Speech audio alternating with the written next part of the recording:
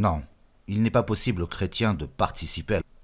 Nous reconnaissons à quiconque le droit de défendre ce qui menace ses intérêts légitimes. Mais il est inadmissible. Nous sommes spirituellement des... Le Saint-Père. Le Temps, 20 septembre 1938. C'est donc une témérité folle d'oser un beau matin comme ça annoncer en pleine face. Renonce, ça ne va plus. Je ne veux plus guerroyer pour ta gueule. C'est fini. La mère des héros vient de mourir. Ne t'évertue, ne traficote. Balpomar, tes crosses, tu peux te les foutre au train. Celles lui toutes les autres. T'es con, t'es trop vicieux. Tu pues, tu complotes, tu me navres, décampe. Si dans 8 jours t'es pas trissé, ça va être ta désinfection. Mais les gens polis que nous sommes, mais les obligeantes personnes ne parlent pas de cette façon. Elles s'expliquent rhétoriquement. Elles comprennent tous les arguments de la casuistique. Elles connaissent les 300 façons, les affêteries particulières, pour se faire plus, mieux enculer. Elles n'y manquent jamais, de plus en plus courtoisement, à tous les détours de la dialectique. Le grand flux démocratique, le grand dégueulis salivataire, les a parfaitement amollis de l'âme et du pot. Ça rentre maintenant vraiment tout seul. Et plus ils sont énormes, les cruels, nombreux, exigeants, plus on les adore. Dans l'ivresse, on ne sait même plus lequel des bourreurs l'on préfère. Maçon de peste, Nervi du Levant, Maran de Lisbonne, Tartare, Kirghiz, Hottentote. Ça serait encore à discuter. On s'en fait foutre à plein de ghettos, jamais trop. D'Évian, on nous a promis encore 500 000, en plus des 2 millions que nous possédons déjà. Ça devient une reluisance divine. C'est plus de l'endosse, c'est du génie. Au temps où Ricord enseignait vers 1850, on observait encore dans la clientèle d'hôpital des syphilis tout à fait somptueuses, des tertiaires mutilantes magnifiques, tous les délabrements de la grande affection, des vrais spectacles d'amphithéâtre. Voilà l'histoire que l'on raconte à propos de la grande vérole. Ricord se trouvait en clinique, certains jours devant un malade tout particulièrement fadé, sfacellé, délabré de partout, rongé, débourse, du scrotum, en pleine gangrène. Il lui demande un peu pour voir de sauter, de rebondir, sur place, comme ça. Là, saute, saute, mon ami, saute encore, écarte les jambes. À force de sauter, tout se décroche, tout le paquet, secoué, trop secoué, arraché, tombe à terre. C'est tout pareil pour les nations quand elles deviennent trop pourries, qui les font sauter, sursauter, rebondir encore, jusqu'au délabrement suprême. Tout s'arrache alors, tout se décroche, on balaye, c'est terminé. Réminiscence amusante. La franc-maçonnerie en plein effort à la veille de 89. Sous Louis XVI, l'intimité, la camaraderie qui régnait sur les navires de guerre entre les chefs et leurs subordonnés conduisait ces derniers à discuter les ordres qu'ils recevaient. Pour la manœuvre du navire, l'inférieur donnait son avis, discutait, et les chefs, irrités, préféraient souvent céder plutôt que de se faire des ennemis. Ce fut précisément le relâchement dans la discipline qui coûta à la France la possibilité d'affermir l'emprise qu'elle avait mise sur les Indes. En 1782-83, la flotte française, numériquement supérieure et commandée par le plus habile des amiraux qu'elle ait jamais eu, Suffren, livra 4 batailles à l'escadre anglaise dans la mer des Indes, et chacune de ces batailles resta indécise, parce que les capitaines n'obéirent pas aux ordres de Suffren, n'agirent pas comme des unités constituantes de l'escadre, mais suivant leur opinion au sujet de ce qu'il y avait à faire. J'ai le cœur transpercé, écrivait Suffren plus tard, au souvenir de cette défection générale. Il est terrible de penser que j'aurais pu détruire 4 fois l'escadre anglaise et qu'elle existe encore. Une seule de ces batailles eût été décisive, et les communications des armées anglaises et des entreprises commerciales de l'Inde, dont elles dépendaient, eussent été entièrement coupées. Le manque de discipline coûta un empire à la France. Major Elliot et Dupuis, si la guerre éclatait. Actualité amusante.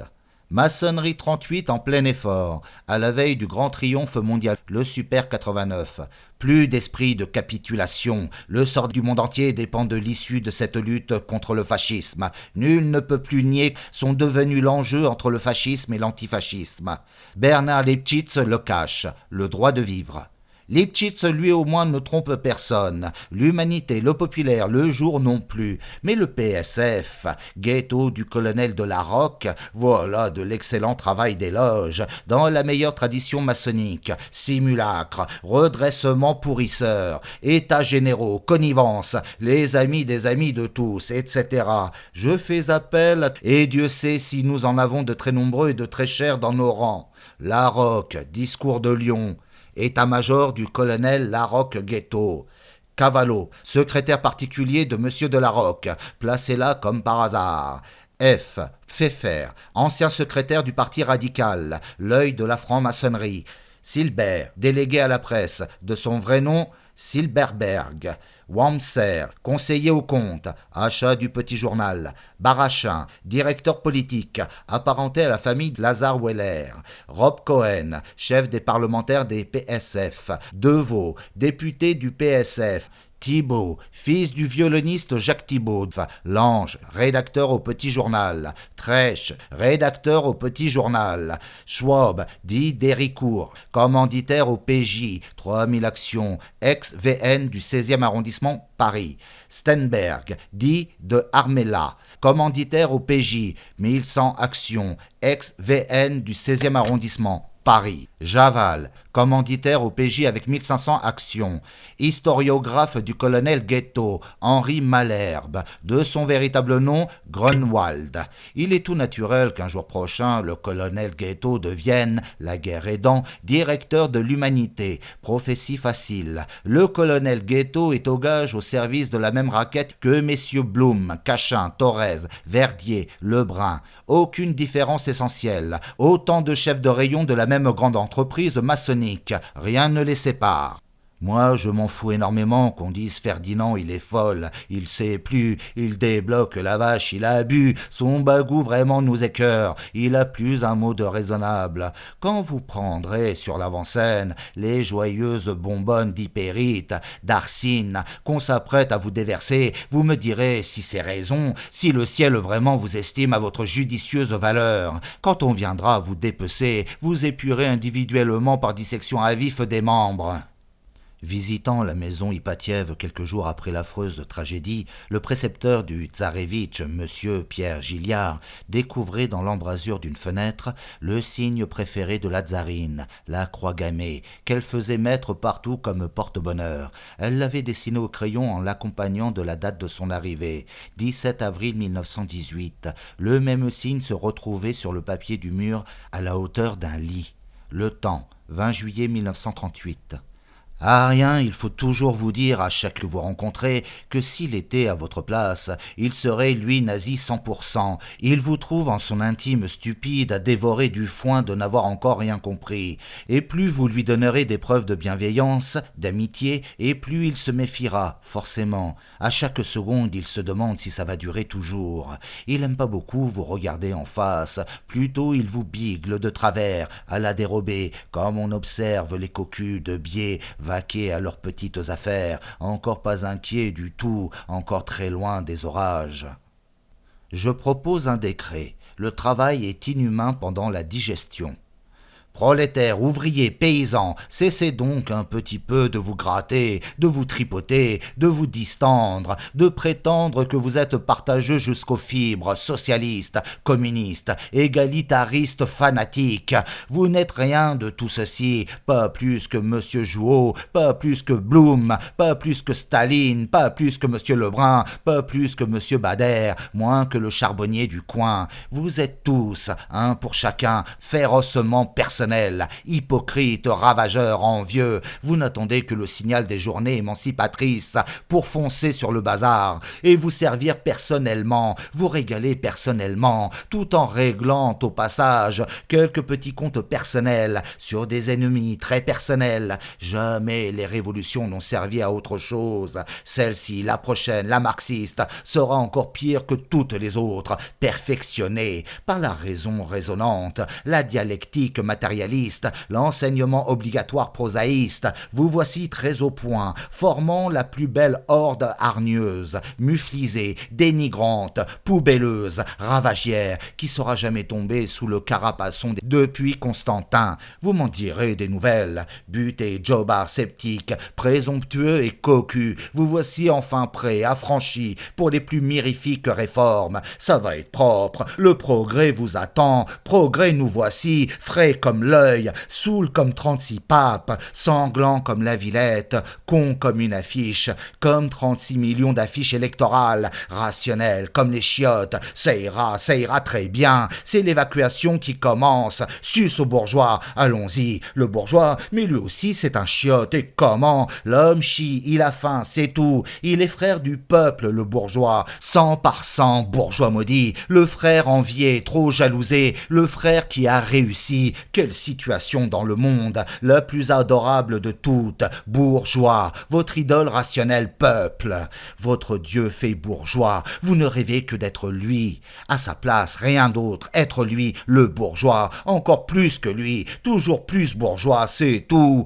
L'idéal ouvrier, c'est 2 fois plus de jouissance bourgeoise pour soi tout seul, 2 fois plus de boyaux, 2 fois plus gros, 2 fois plus long pour soi tout seul, 22 mètres au lieu de 11, 2, 3 autos plutôt qu'une, 4 forts repas par jour, 8 apéritifs, et pas d'enfants du tout, donc 3 fois plus d'économie, une super bourgeoisie encore bien plus tripailleuse, plus motorisée, beaucoup plus avantageuse, plus dédaigneuse, plus conservatrice, plus idiote, plus hypocrite, plus stérile que l'espèce actuelle, qui ne pensera plus à rien, qui ne rêvera plus à rien, sauf au menu du prochain gueuleton, aux bouteilles qu'on pourrait boire, avec 3 ou 4 gosiers, bedaine en plus. Et puis alors, vive les gendarmes, un coup, vive tous les gendarmes, et les gardes mobiles, et les propriétés foncières. Boyaux avides prolétaires contre boyaux contractés bourgeois, c'est toute la mystique démocratique. C'est consistant, mais ça rampe, c'est lourd, ça fatigue, ça pue. Pensez-vous que cette farce, cette gangrénerie poussive, puisse durer encore très longtemps? Salut! Nenni, mes beaux sires, nous y sommes. La chandelle est morte, je n'ai plus de feu. Ouvrez-moi la porte, crapaud rouge. Entrez, merveilleux. Tête d'épingle, vous n'avez compris dans le communisme que l'admirable instantanée façon d'assouvir immédiatement en férocité, au nom d'une nouvelle pureté, vertu prolétarienne inexistante, toutes vos rancunes de rentiers ratés, de chacals déçus. Votre plan intime, personnel, ne va pas plus loin, je vous connais assez bien. Évidemment, l'humanité parle pas comme ça, tout flatteur vit au dépens et dans la terreur des masses. 93, 71, 36, grande masse démocratique à la gloire du peuple Dieu, du peuple bétail, peuple Dieu dans les paroles, peuple bétail dans les faits, peuple pour tous les abattoirs. Mais qu'avez-vous donc fait de votre fianterie personnelle, de votre égoïsme de pourceau sournois, de votre fainéantise spirituelle, de votre mesquinerie ragoteuse, de votre rage éternellement dénigrante, de votre paresse vinassière? Où les avez-vous cachés, tous ces trésors prolétariens, masse de masse, pendant la grande élévation, le grand service divinatoire populiste, la sublimation du peuple, peuple roi, peuple dieu, peuple tartuffe, un système social quelconque livré aux instincts magnifiques du peuple, humanité, dixit, système de n'importe quelle formule, la plus ingénieuse, la plus méticuleuse, la plus astucieuse, la mieux équilibrée, ne peut aboutir après 8 jours, 15 jours de tentatives qu'aux gigoteries sadiques, au cirque de décapités aux pitreries infernales, genre Russie, genre Bellacoun, genre Barcelone, c'est écrit, c'est gagné d'avance. À table, peuple, aux aveux marrants, sournois martyrs, damnés coquins, vous vous cognez éperdument tout à chacun du sort de votre classe. C'est le dernier de vos soucis prolétaires, le sort de votre classe, qu'ils y restent donc tous dans la merde, les frères de classe, pourvu que vous, personnellement, vous trouviez le filon d'en sortir. Vous faites tous, toutes les grimaces du communisme. Vos convictions ne dépassent pas la grimace, le beuglement, les voix ne coûtent rien, les bulletins non plus. La conscience de classe est une foutaise, une démagogique convention. Chaque ouvrier ne demande qu'à sortir de sa classe ouvrière, qu'à devenir bourgeois, le plus individuellement possible, bourgeois avec tous les privilèges, les plus exécrables, les mêmes égoïsmes implacables, les mêmes préjugés renforcés, les mêmes singeries, toutes les tares, la même avarice, et puis alors une de ces haines pour la classe ouvrière, le prolétaire, le militant le plus ardent, il a envie de partager avec son frère d'année de classe. À peu près comme le gagnant à la loterie nationale, il a envie de partager avec tous ceux qui ont perdu. Il veut bien partager la merde, ce prolétaire, mais pas le gâteau. Il donnerait même bien à ses frères de classe toute la merde pour avoir lui tout seul tout le gâteau. Sa ventripotence Jouot, avant de devenir empereur à la CGT, il avouait assez carrément ne l'avoir jamais rencontré, la conscience de classe. Elle a donc surgi depuis peu, la conscience de classe. Ça m'étonnerait, j'ai rien vu, pas plus de communisme véritable dans les classes prolétariennes que de pâquerettes au Sahara, aussi loin d'un fidèle lecteur, d'un effervescent de la base, au communisme authentique, que de la chaisière bigoteuse à Sainte-Thérèse d'Avila. Le communisme est avant tout vocation poétique. Sans poésie, sans ferveur altruiste brûlante, purifiante, le communisme n'est qu'une farce, le dépotoir de toutes les rages, de toutes les rancunes plébéiennes, le tréteau pourri de tous les faisans, de tous les barbeaux tragiques. À combien d'univers sommes-nous de cette grande passion altruiste, unanime, de la foi communiste, jamais en défaut, jamais en tricherie, jamais en exploitation, de ce fameux état d'amour dont le peuple et le bourgeois ont continuellement plein la gueule, qu'ils n'arrêtent pas d'invoquer, mais qui leur sert jamais qu'au cul, une fois ou deux fois par semaine, avec beaucoup de poils autour et tout pourri de jalousie. À combien d'univers? On ne devient pas communiste, il faut naître communiste, ou renoncer à le devenir jamais. Le communisme est une qualité d'âme, un état d'âme qui ne peut s'acquérir. Rien ne peut modifier, atténuer, exalter le ton, la valeur, la joie d'une âme. Propagande, éducation, violence, intérêt, souffrance, et même le fameux amour n'atteignent pas l'âme. L'âme s'en fout. Le fond d'un homme est immuable, l'âme n'apprend rien, n'oublie rien, elle n'est pas venue sur la terre pour se faire emmerder, l'âme n'est chaude que de son mystère, elle y tient, elle le défend, elle y tient par-dessus tout, envers et contre tout, la mort qui refroidit tout ne saisit pas toujours l'âme, elle se débrouille.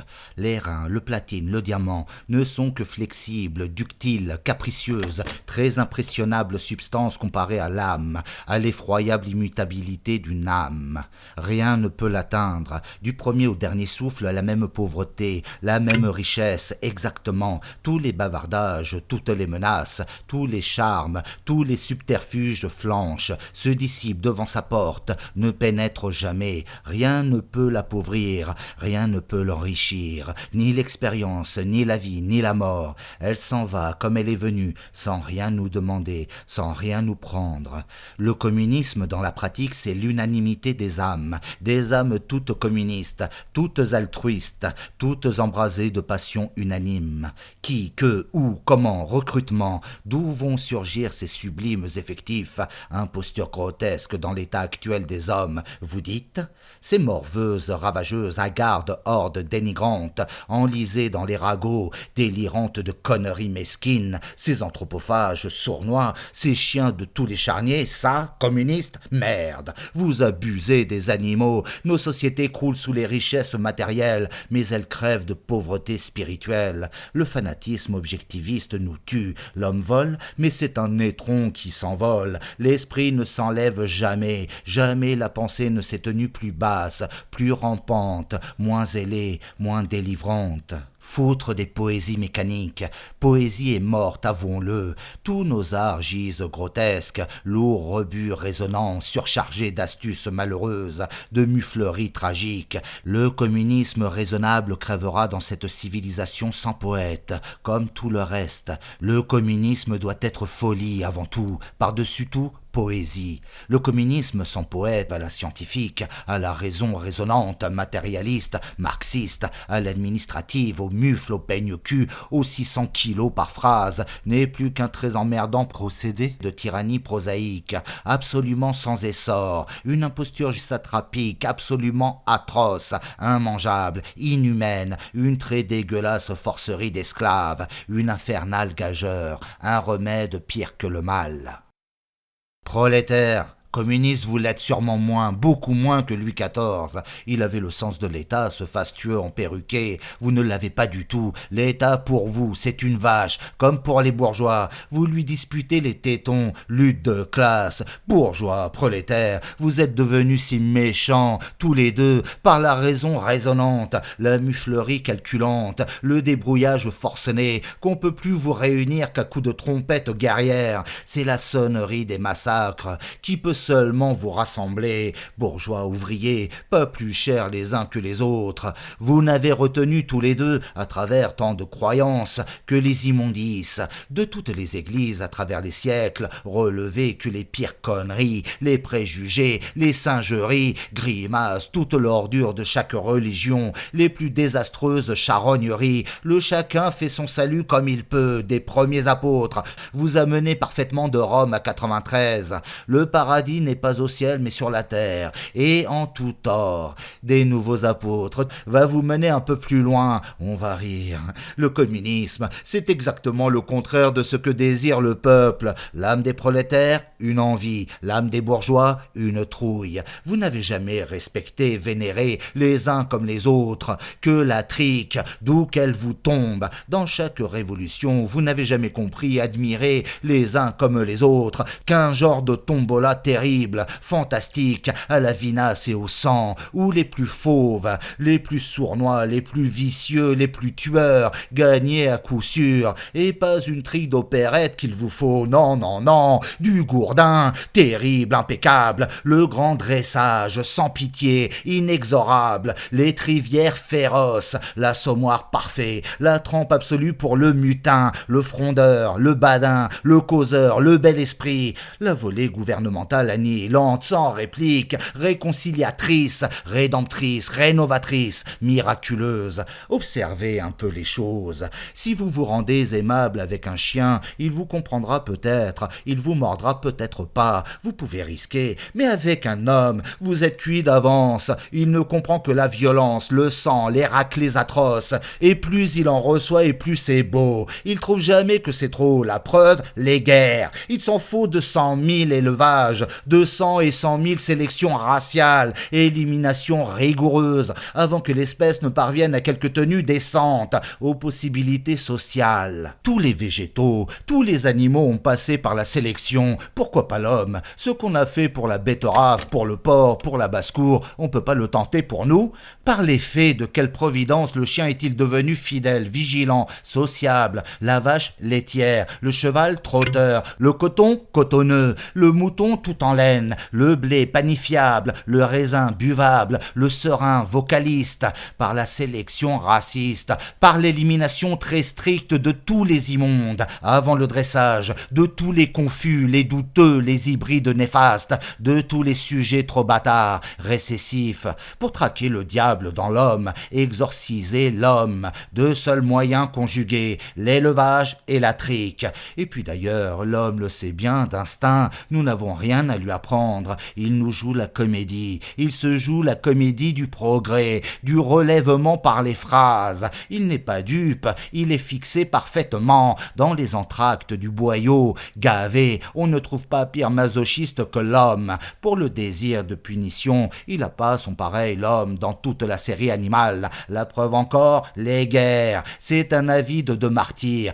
des 100 000 tortures, dans ces bons moments il sent que ça lui fait du bien, que c'est par là son salut. Il souffre de ne pas souffrir assez, jamais assez. Les dresseurs très féroces lui manquent. Il y supplée comme il peut. Ça commence au martinet et ça finit dans les barbelés. Mais c'est du gâchis perpétuel, des tortures bâclées, improvisées, absurdes. Moi, qui visionne, je les vois très bien comment qu'elles devraient défiler. Les masses des masses, pas du tout comme actuellement, pleines de prétentions, plein la gueule, mais non, plus du tout hostile, plus désordre, ouvriers, prolétaires, bourgeois en chiens de faïence, mais non, tous très bien ensemble sous la même bannière, et comment, absolument fraternel, des calicots grandeur immense, plus grands qu'on n'aurait jamais vu, bâtards, braillards, haineux, croquants, raisonneux, morveux, tordus, louchons, râleux, pour une fois bien tous unanimes, réconciliés, à plein cœur, âme déployée, pour une fois joliment sincère. C'est la trique qu'il nous faut. Oh. Ça serait pas du flan cette fois-là, ça serait conforme au grand dressage. Staline, il s'y connaît un peu, Hitler, il est pas cave non plus, Mussolini pour la musique, Franco, attendez donc qu'il gagne. Les Mexicains, ils se demandent, ils ergotent encore, c'est des écoles qui se cherchent, qui sont aux épreuves de technique. À qui a profité, je vous le demande, un petit peu le Front populaire? Les Ariens ont tout paumé, bourgeois, ouvriers, paysans, petits commerçants, artistes, petits fonctionnaires, repassés. C'était écrit, Dandin, vous l'avez voulu, inventaire des joyeux gagnants. Les prix uniques, Flores, 3, 4, 5 d'évaluation, Kellman, les politiciens, les hobereaux du syndicalisme, l'empereur démagogique Jouot, les petites satrapes de cellules, toute l'obédience des loges, les bourriques au train du complot et les bistrots, ces loges du pauvre, toute la raquette du plus grand asservissement, du plus grand abrutissement, les barons de la cocaïne, les acheteurs de biens, d'hypothèques, les marchands de canons, d'avions, nos grands Molochs affameurs, affairistes, mobilisateurs, nos Rothschild, nos Lazare, nos Cohen, nos Stern, nos Patenôtres, nos Bader, nos Dreyfus, jamais mieux passionnément obéis, régalés, comblés, adorés, enfin, de la même canaille, les touristes, dits visiteurs providentiels, releveurs du commerce, soi-disant, en réalité très désastreuse engeance au pillage de nos derniers stocks, de nos dernières camelotes qu'il faudra racheter à prix d'or, chez eux, l'hiver venu, la gribouillerie parfaite, ce pays, royaume des larves, des enflures saoules, par le bonneteau politique, le jeu des paniques, des greffes perlées ou formidables, les fripouilleries bancaires endémiques se trouvent au 9/10 ruiné, et puis encore le petit 10e qui reste, l'ultime subsistant, faudrait pas se faire d'illusions, il a aussi pris le train de même, il est là-bas comme tout le reste de patrimoine dans les fourrières de la cité, dans la cave, c'est gagné, 3 centimes qu'ils nous ont laissés sur un franc, et 3 millions de morts, de fil en aiguille, de démagogie en loisir, l'industrie française est retombée en enfance. S'il hésite un tout petit peu à nous ruiner à zéro, comme il pourrait très bien le faire du jour au lendemain, c'est pour pas vider la bête complètement, avant qu'elle arrive aux arènes, à la suprême corrida, qu'elle fournisse encore une course à peu près décente, que les spectateurs lointains en aient tout de même pour leur pognon. Mais enfin, ça va se terminer, ça peut pas durer toujours les sursis.